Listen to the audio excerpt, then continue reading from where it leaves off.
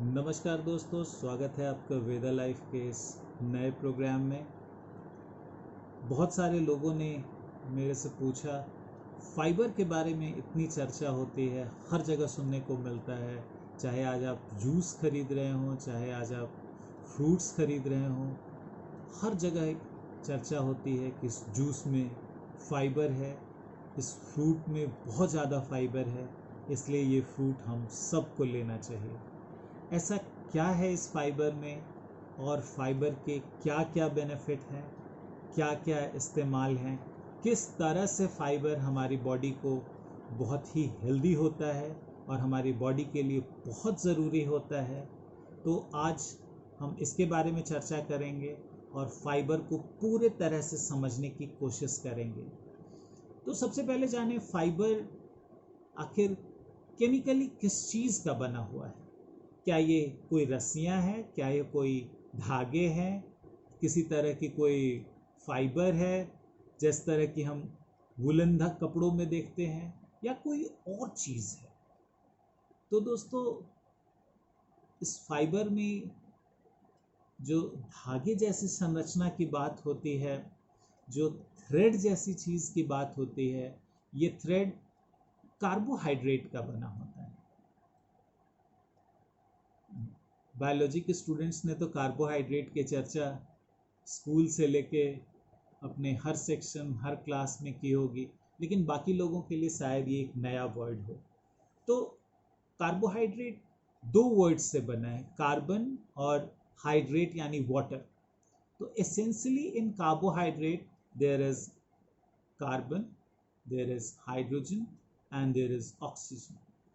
And hydrogen and oxygen are always in proportion of water, यानी कि दो hydrogen के एटम के प्रोपोर्शन में ऑक्सीजन की एक एटम होती है, और इसके साथ साथ अलग अलग अनुपात में कार्बन होते हैं।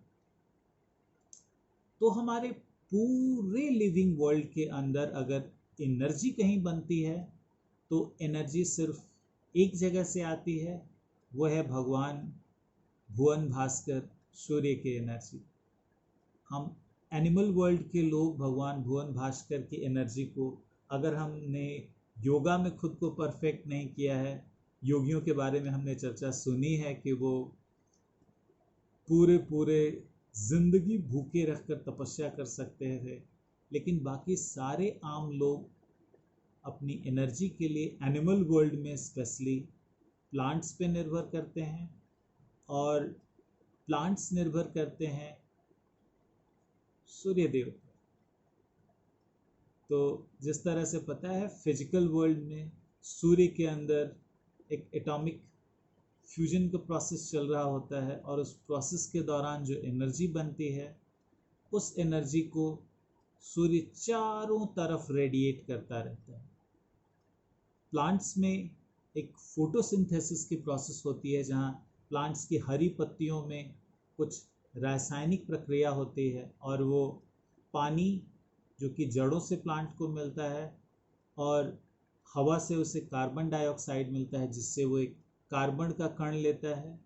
कार्बन और पानी से मिलने वाले H2O, इन दोनों चीज़ों को मिला के प्लांट्स बनाती है कार्बोहाइड्रेट, और इसमें सूर्य की ऊर्जा को वो संरक्षित कर लेते हैं। अभी ये कार्बोहाइड्रेट एनिमल वर्ल्ड को अवेलेबल होता है तमाम अलग अलग सोर्सेस से, चाहे हम रोटी देखें, चावल देखें, या जितनी अलग अलग चीज़ें देखें, सब में एसेंशियली कार्बोहाइड्रेट होता है, जिससे हमें एनर्जी मिलती है। अब ये कार्बोहाइड्रेट दो तरह के होते हैं।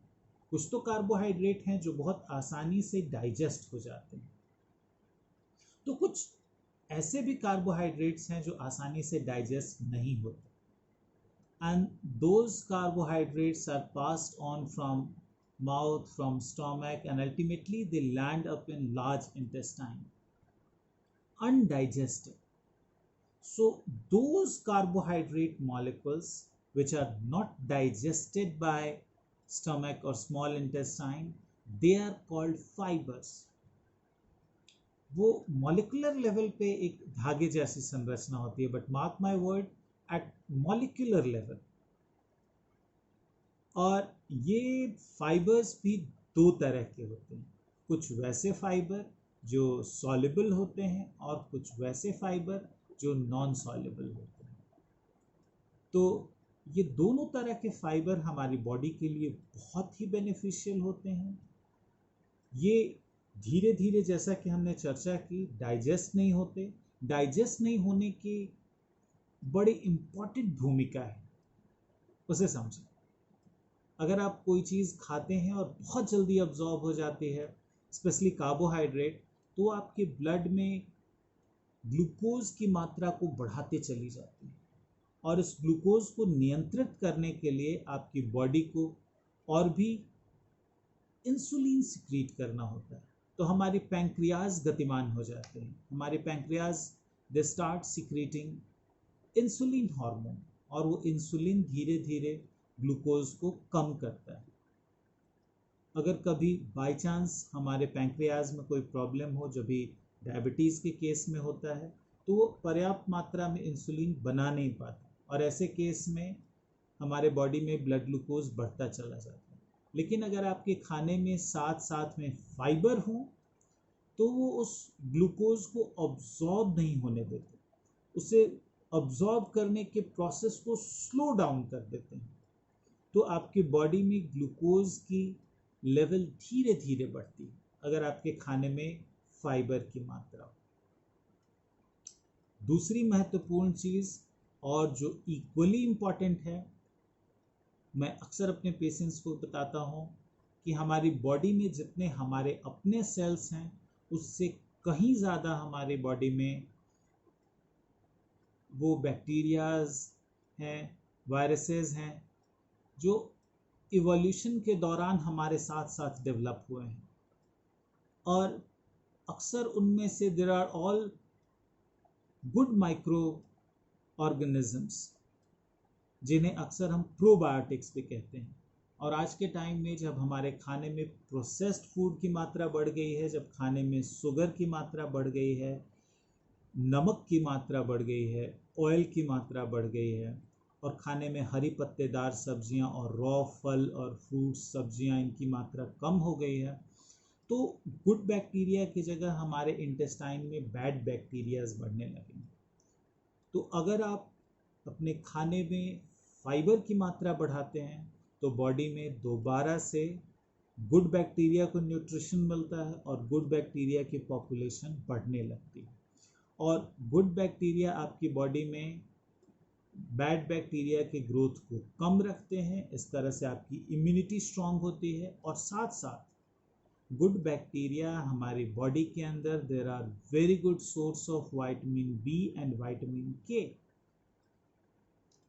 तो अगर आपके खाने में फाइबर की मात्रा ज़्यादा है, या आपके ब्लड में ग्लूकोज की मात्रा को नियंत्रित करती है, आपकी बॉडी में विटामिन बी के प्रोडक्शन को इन्हांस करती है, हमारी बॉडी में विटामिन के की मात्रा को नियंत्रित करती है, हमारी बॉडी में इम्यूनिटी को बूस्ट करती है, गुड बैक्टीरियाज की नंबर बढ़ाती है।